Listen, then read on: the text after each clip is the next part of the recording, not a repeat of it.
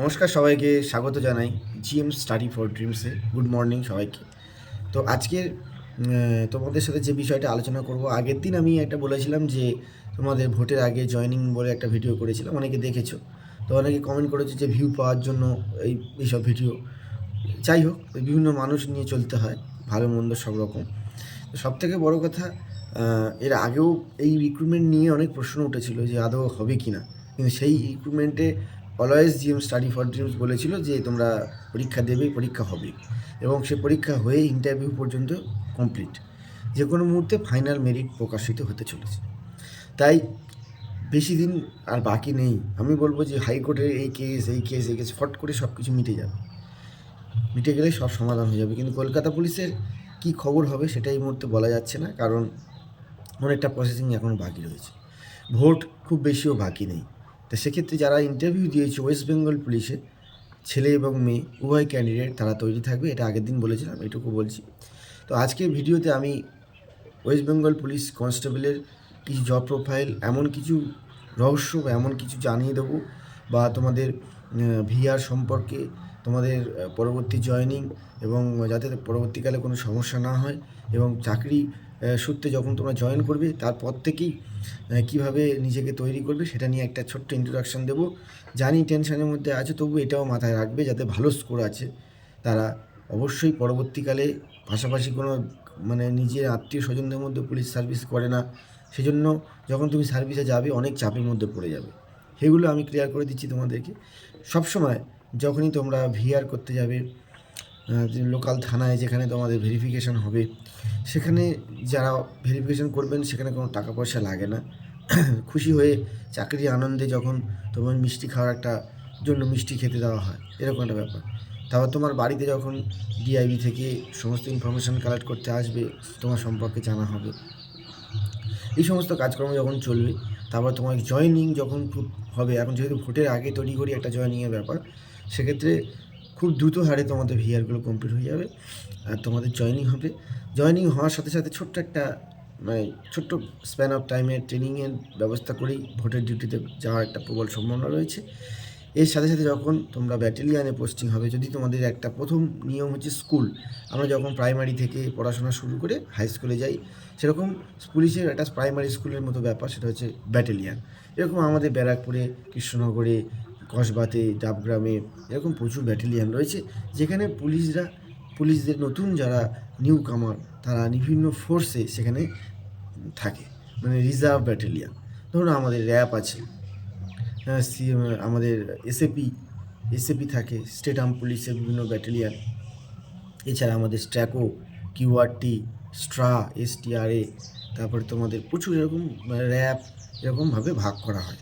নতুন ছেলে, টাটকা ছেলে, যুবক, সমস্ত ছেলেমেয়েদেরকে এই সমস্ত স্পেশাল ফোর্সে খাটানো হয়। তার মধ্যে আমি একটা অন্তর্গত ছিলাম, সেটা কিছুদিনের জন্য স্ট্র্যাকো, কিছুদিনের জন্য এসএপি। তো এরকম থাকে। ট্রেনিং করতে করতে কেউ সিআইএফে চলে যায়। সিআইএফ, সেখানে ট্রেনিং সেন্টার থেকে খুব অল্প ছেলেই এখানে পাস করে, খুব টাফ। সেখান থেকে তারা বিভিন্ন জঙ্গলে ডিউটি করে এবং আলটিমেটলি পরে ডিস্ট্রিক্ট পোস্টিং হয়। ব্যাটালিয়ানে যখনই পোস্টিং হবে, তখন ব্যাটালিয়ানে বিভিন্ন অফিস রয়েছে। যাদের মনে হয় যে আমি খাতা কলমে কাজ করতে ভালো লাগে, এই জঙ্গলে গুলি বোমা এই ঝামেলা এগুলোর মধ্যে অত ভালো লাগে না, প্যাশনেট নট প্যাশনেট, তো তোমরা সঙ্গে সঙ্গে চেষ্টা করবে। ব্যাটালিয়ানের সমস্ত রকমের অফিস থাকে, পুলিশ অফিস, মেজর অফিস, হ্যাঁ, তারপর তোমাদের রিজার্ভ অফিস যত আছে, সেগুলোর মধ্যে একটা দরখাস্ত করে মেজর সাহেব, যিনি সমস্ত ফোর্সকে কন্ট্রোল করেন, মেজর অফিস, সেখানে পুট আপ হয়ে বলতে পারো এবং নিজের রিকোয়েস্ট রাখতে পারো যে স্যার আমি আগে এই পড়াশোনা করেছি, আমাকে একটা অফিস জব দিলে ভালো হয়।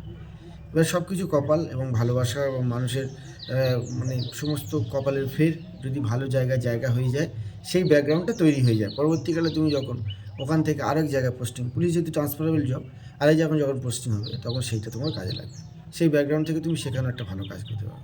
এবারে কেন এই অফিস জবগুলোর কথা বলি, এখান থেকে ডেপুটেশনে বিভিন্ন ভালো ভালো জায়গায়, কলকাতার বুকে বিভিন্ন জায়গায় ডেপুটেশন, এসিবি থেকে শুরু করে আইবি, হ্যাঁ, এসসিআরবি, অনেক রকমের সংস্থা আছে, যেখান থেকে তুমি বাড়িতে যোগাযোগ করতে পারো, যাতায়াতের ব্যবস্থা করতে পারো, বা সপ্তাহের শেষে আসতে পারবে, এরকমভাবে তুমি যোগাযোগ করতে পারো। এছাড়া ডিস্ট্রিক্ট পোস্টিং যখন হয় ব্যাটালিয়ান থেকে, বিভিন্ন ডিস্ট্রিক্ট, এমন পিডি, সুন্দরবন পিডি, তোমার যেটা পিডি, সেখানে যখন পোস্টিং হবে সেখানেও ভালো ভালো অফিস আছে, সেখানে তুমি কাজ করতে পারো। এবার যারা জেনারেল ফোর্স তারা কী করবে, সবাই তো আর অফিসে কাজ করলে ডিপার্টমেন্ট চলবে না। জেনারেল ফোর্স তারা কী করবে, জেনারেল ফোর্স যারা হবে তারা বিভিন্ন রকম ডিউটি পাবে, law and order, magazine guard, বিভিন্ন স্কুল কলেজে পরীক্ষার ডিউটি, মারামারি, বড় মিছিল আটকানো থেকে শুরু করে বড় একটা মেলার ডিউটি, মানে তো তোমাদের তো বিভিন্ন থানাতে যদি ক্যাম্প খাটা হয়, বিভিন্ন থানাতে ক্যাম্প থাকে, বিভিন্ন জায়গায় ক্যাম্প থাকে। ক্যাম্প ব্যাপারটা কী সেটা নিয়ে আমরা আলাদা একটা ভিডিও করবো। ক্যাম্প মানে বিভিন্ন এরিয়া, ধরো আমার এই এরিয়াতে একটা গণ্ডগোল হয়ে গেল, ভীষণ গণ্ডগোল, সেই গণ্ডগোল না পেপারে উঠে গেল, সেই গণ্ডগোলের জন্য এখানে একটা ক্যাম্প বসে গেল, ধরো এই বাড়িটা, এখানে একটা ক্যাম্প বসে গেল। ক্যাম্প বসে গেলে এখানে মোটামুটি 4টে কনস্টেবল, একজন এএসআই দায়িত্বে থাকবেন, এই ক্যাম্পটা চালাবেন। এখান থেকে দুজন একজন করে বাড়ি যাবে আর 3জন করে ডিউটি করবে। এইরকমভাবে তোমার বাড়ি যাওয়া যেই ব্যাপারটা থাকবে, ঠিক আছে। পুলিশে বিভিন্নভাবে নিজেকে সেটেল করতে হবে। তুমি যদি জেনারেল হিসাবে খাটতে চাও, ক্যাম্প খাটবে যে আমি এইভাবেই খাটবো, আমি ওইভাবে অফিসে আমার ভালো লাগে না, তাহলে সেইভাবে চলতে হবে। কিন্তু পুলিশ জব সবসময় টাফ জব। যদি এই চাকরির প্রতি ভালোবাসা না থাকে, যদি মানে বাধ্য হয়ে আসা হয়, মানে পেটের দায়, মানে টাকা পয়সা নেই বা চাকরি বাকরি নেই, তখন কিন্তু তোমাদের নিজেকে চয়েস করতে হবে আমি কিসে খাটবো।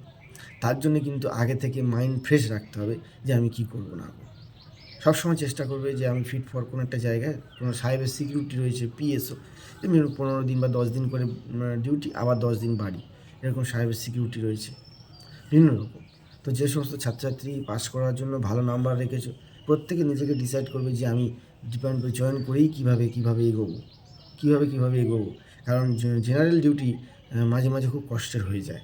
কীরকম, জেনারেল ডিউটি করতে করতে তুমি একবার ল অ্যান্ড অর্ডার করতে মুর্শিদাবাদ চলে গেলে, সেখানে গণ্ডগোল ঠেকাতে প্রায় 1.5 মাস শেষ হয়ে গেল, আসা হয়নি বাড়িতে।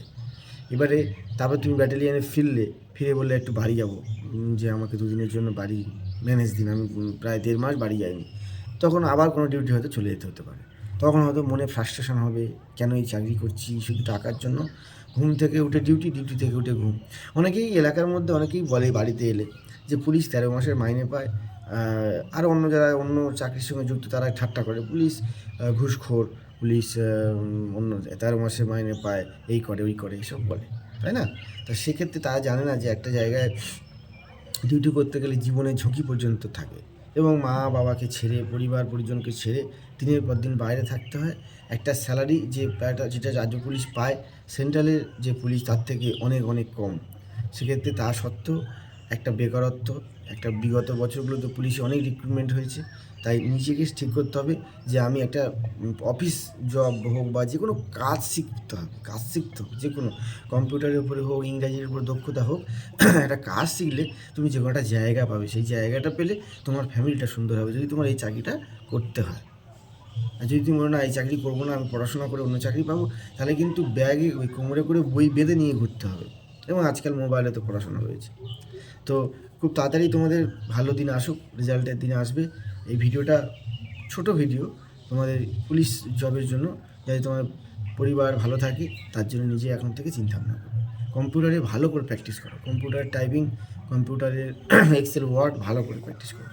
এই বলে ভিডিওটা শেষ করলাম। ভালো থেকো বন্ধুরা। নেক্সট ভিডিওতে আবার তোমাদের সামনে কোনো একটা এরকম টপিক নিয়ে আসবো। আজকের মতো এখানে শেষ করলাম। চ্যানেলটি অবশ্যই সাবস্ক্রাইব করে দিও। Thank you.